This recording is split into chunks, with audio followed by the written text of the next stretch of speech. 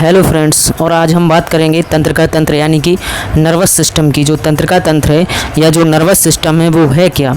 शरीर के अंदर होने वाली क्रियाओं को, जो हमारे शरीर के अंदर क्रियाएं होती हैं उनको संचालित करने के लिए एवं नियंत्रित करने के लिए एक सिस्टम का विकास हुआ है जिसे हम तंत्रिका तंत्र कहते हैं या जिसे तंत्रिका तंत्र कहा जाता है। तंत्रिका तंत्र का जो कार्य है, प्रमुख कार्य होता है सूचनाओं का आदान प्रदान करना, यानी कि जो इन्फॉर्मेशन है उस इन्फॉर्मेशन या उन सूचनाओं का एक स्थान से दूसरे स्थान तक पहुंचाना।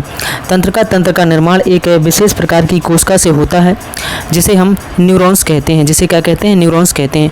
न्यूरॉन को तंत्रिका तंत्र की क्या कहा जाता है? इकाई कहा जाता है। जो न्यूरॉन है इसको तंत्रिका तंत्र की इकाई कहा जाता है। क्या कहा जाता है? इकाई कहा जाता है। जन्म के समय न्यूरॉन की संख्या कितनी होती है? तो जन्म के समय अगर देखा जाए तो न्यूरॉन की संख्या 12 बिलियन होती है। जन्म के समय न्यूरॉन की संख्या कितनी होती है? 12 बिलियन होती है। जन्म के समय जो न्यूरॉन की संख्या है वो 12 बिलियन होती है। प्रतिदिन 10,000 न्यूरॉन की मृत्यु हो जाती है। प्रतिदिन होता क्या है कि जो 10,000 न्यूरॉन हैं उनकी मृत्यु हो जाती है, जिसके कारण उम्र बढ़ने पर याददाश्त में कमी आने लगती है। जब आपके न्यूरॉन्स की मृत्यु होती जाएगी, उम्र बढ़ती जाएगी, तो आपकी याददाश्त में कमी आ जाएगी, मतलब आप चीज़ों को कम याद रख पाएंगे।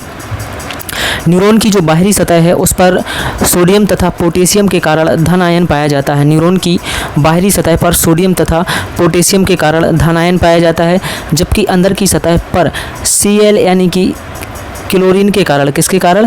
क्लोरीन के कारण ऋण आयन पाया जाता है। क्लोरीन के कारण ऋण आयन पाया जाता है। दो न्यूरॉन को जोड़ने के लिए एक थैलीनुमा संरचना का निर्माण होता है जिसे सिनेप्स कहा जाता है। अब जैसे दो न्यूरॉन हैं और उन्हें हमको जोड़ना है, एक दूसरे से जोड़ना है, एक जो थैलीनुमा संरचना होता है उसे हम सिनेप्स कहते हैं।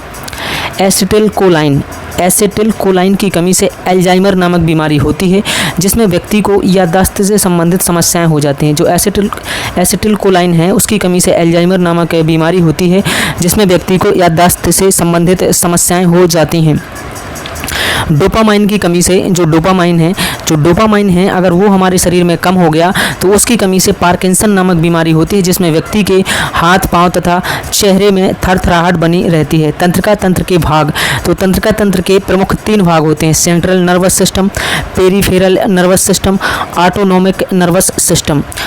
तो 3 भाग में अब देखना, केंद्रीय तंत्रिका तंत्र का जो निर्माण है यानी जो सेंट्रल नर्वस सिस्टम है इसका निर्माण मस्तिष्क तथा मेरुरज्जु से होता है। अब मस्तिष्क क्या है यानी ब्रेन क्या है? मनुष्य में मस्तिष्क का जो औसत वजन है, जो मनुष्य है उसमें मस्तिष्क का जो औसत वजन है वो लगभग 1400 ग्राम होता है तथा पुरुषों में यही वजन की बात की जाए औसत की तो 1450 और महिलाओं में 1350, लेकिन ऑल ओवर कितना होता है? 1450 होता है। मानव मस्तिष्क का वजन शरीर के वजन का कितना होता है? 2% होता है। मानव मस्तिष्क का वजन शरीर के वजन का 2% होता है। मस्तिष्क जो है शरीर का मुख्य समन्वय केंद्र है। मस्तिष्क शरीर का मुख्य समन्वय केंद्र है।